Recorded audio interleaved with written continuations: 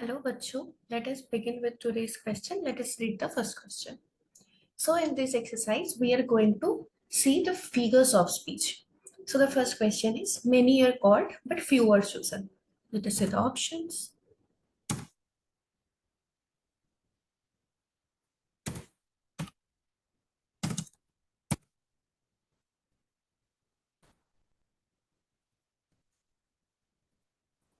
So, the first option is simile, the second option is metaphor, the third option is personification, the fourth option is antithesis.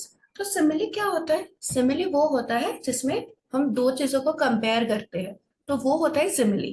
और उसमें as like ऐसे type का कुछ words use हुआ होगा, तो इसमें तो ऐसा कुछ नहीं है, तो सिमिली को हम कैंसिल आउट कर देंगे।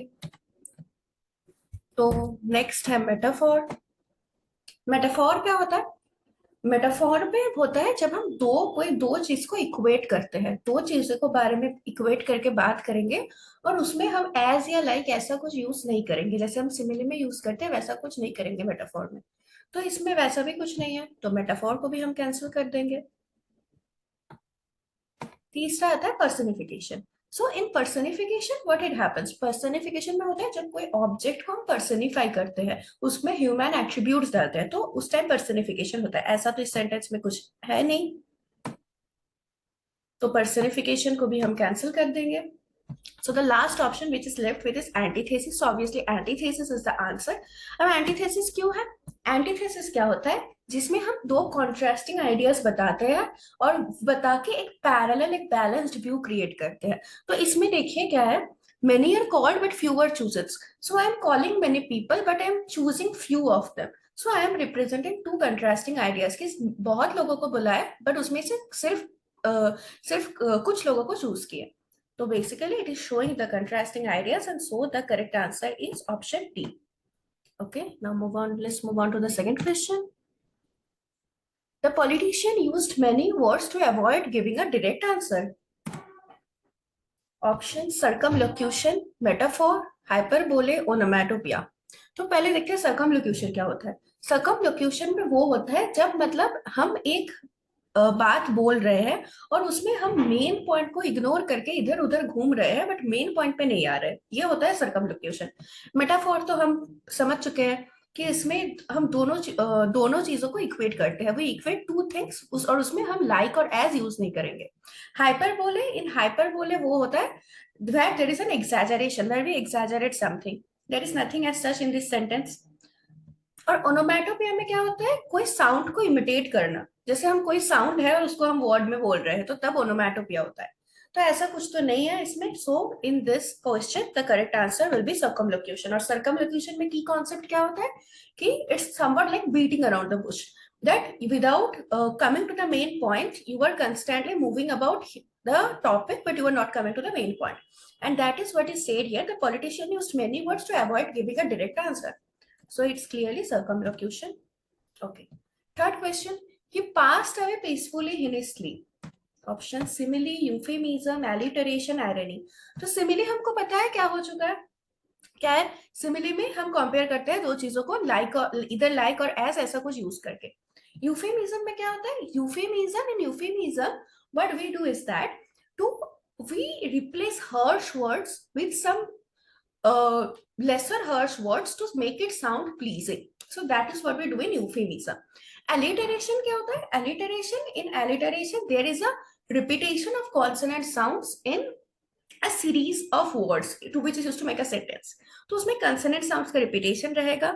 और irony ये होता है कि तुम बोल कुछ रहे हो और हो कुछ और ही गया, तो you make a statement and then something opposing happens, तो that is irony. सो इसमें आयरनी तो नहीं है, एलिटरेशन भी नहीं है, सिमिली भी नहीं है। He passed away peacefully in his sleep. So this is euphemism. Passed away peacefully मतलब क्या होता है? बेसिकली यहाँ पे we are referring death. So passed away peacefully is referring to death. So instead of using death we are using euphemism whose key concept is to avoid harsh words and use something which is pleasing to hear. So that's why it is euphemism. Here we are avoiding the word death, and instead of death we are saying that he passed away peacefully in his sleep. So that's why euphemism. Next question. The weather today isn't too bad. Okay, metaphor, hyperbole, oxymoron. So metaphor हमको पता है, हम दोनों चीजें equate करते हैं और हम लाइक और एज यूज नहीं करते हैं। हाइपरबोले हमको पता है कि हम कुछ चीजें जब एग्जैजरेट करते हैं तो वो हाइपरबोले हो जाता है। ऑक्सीमोरन क्या होता है? हाइपरबोले हमने देख लिया कि उसमें एक्सैजरेशन होता है, कोई चीजों को बढ़ा चढ़ा के बोल रहे तो hyperbole. Oxymoron, what is oxymoron? Now oxymoron is something where we use some contradictory terms और कंट्रास्टिंग व्यूज आ जाता है, तो वो ऑक्सीमोरन होता है। And litotes is something where the two negative terms are used. So the question which we had, the weather isn't too bad today. So इसमें metaphor तो कुछ नहीं है, nothing is being exaggerated. Oxymoron में contrasting ideas होता है, वो भी नहीं है। So basically, the correct answer for this question will be litorts. क्योंकि there are two negatives, which is isn't and bad. So दो negative आ गए, तो that means it will be litorts.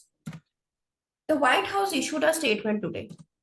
This is the option: simile, metonymy, alliteration, hyperbole. We know what is a simile: comparison, alliteration, repetition of consonant sounds in a series of words. Hyperbole, जिसमें हम कुछ exaggerate करके बताते हैं। और metonymy क्या होता है? मेटोनिमी होता है जब कोई एक वर्ड की जगह और एक फ्रेज की जगह दूसरे वर्ड यूज करते हैं, जो सेम मीनिंग, मतलब जो obviously meaning will be remaining the same, but you use a different word in place of some word or a different phrase. तो यहाँ पे क्या है? व्हाइट हाउस है। So White House refers to US government. So instead of writing US government, we are using White House. So that is why the correct. So that is why the correct option here will be metonymy. Okay. So thank you, students. We have completed this. I hope you have all understood.